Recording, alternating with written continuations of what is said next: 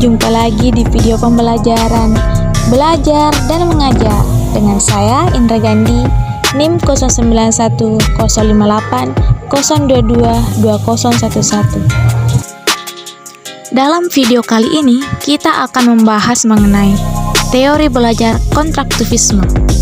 Langsung saja kita ke pembahasannya. Yang pertama, kita akan membahas mengenai konsep dasar konstruktivisme. Nah, apa sih itu konstruktivisme?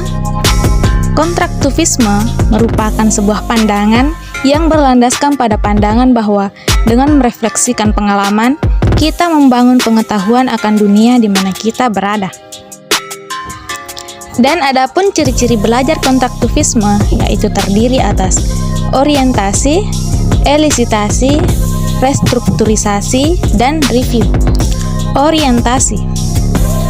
Peserta didik diberikan kesempatan untuk mengembangkan motivasi dalam mempelajari suatu topik dengan memberikan kesempatan melakukan observasi.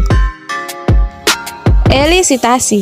Elisitasi yaitu peserta didik mengungkapkan idenya dengan jalan berdiskusi, menulis, membuat poster, dan lain-lain. Restrukturisasi.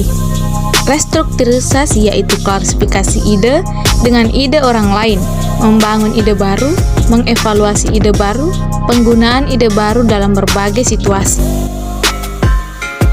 Ide atau pengetahuan yang telah terbentuk perlu diaplikasikan pada bermacam-macam situasi. Review, yaitu dalam mengaplikasikan pengetahuan, gagasan yang ada perlu direvisi dengan menambahkan atau mengubah. Selanjutnya, kita akan membahas mengenai tokoh dan kajian teori belajar konstruktivisme. Salah satu tokoh yang akan kita bahas yaitu Jean Piaget.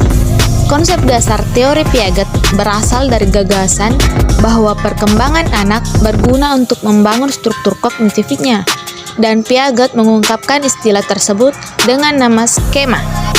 Skema, sekumpulan konsep yang digunakan ketika berinteraksi dengan lingkungan. Peserta didik dari kecil sudah memiliki struktur kognitif yang kemudian dinamakan skema. Skema terbentuk karena pengalaman.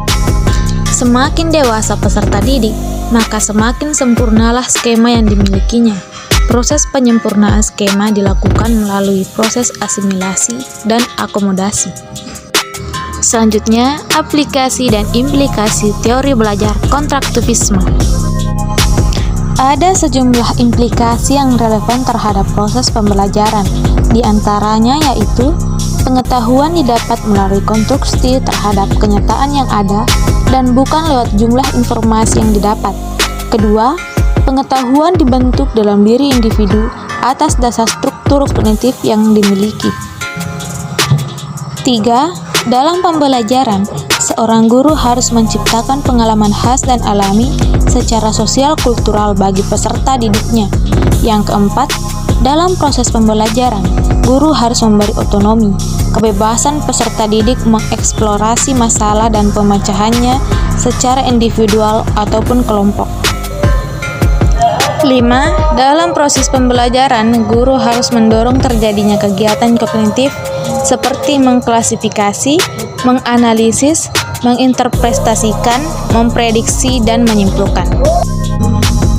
6. Guru menyusun tugas untuk mendorong peserta didik mencari pemecahan masalah secara individual dan kolektif, sehingga meningkatkan kepercayaan diri yang tinggi dalam mengembangkan pengetahuan dan rasa tanggung jawab pribadi.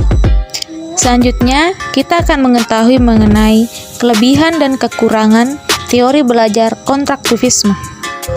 Dan adapun beberapa kelebihan dari teori belajar konstruktivisme yaitu diantaranya: 1. Peserta didik lebih memahami konsep yang disampaikan oleh guru karena peserta didik sendiri yang menemukan pemahaman tersebut sehingga tercipta pemahaman baru.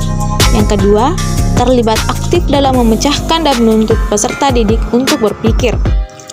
Yang ketiga, pengetahuan tertanam sesuai skemata yang dimiliki peserta didik sehingga pembelajaran menjadi bermakna. Yang keempat, masalah yang diselesaikan langsung dikaitkan dengan kehidupan nyata sehingga peserta didik dapat merasakan manfaat pembelajaran secara langsung.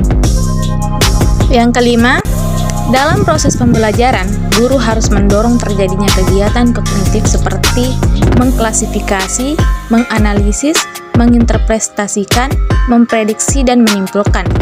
Yang keenam, guru menyusun tugas untuk mendorong peserta didik mencari pemecahan masalah secara individual dan kolektif, sehingga meningkatkan kepercayaan diri yang tinggi dalam mengembangkan pengetahuan dan rasa tanggung jawab pribadi. Dan adapun kekurangan dari teori belajar konstruktivisme, yaitu teori belajar konstruktivisme menganggap bahwa belajar semata-mata sebagai proses penyimpanan dan telah mengabaikan bahwa belajar juga menyangkut perubahan tingkah laku. Pandangan konstruktivisme dalam proses belajarnya melihat peran guru sebagai pendidik sepertinya kurang mendukung.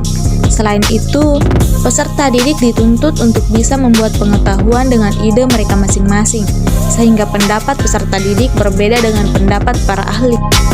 Dan itulah sedikit penjelasan mengenai teori belajar konstruktivisme. Sampai jumpa di video selanjutnya.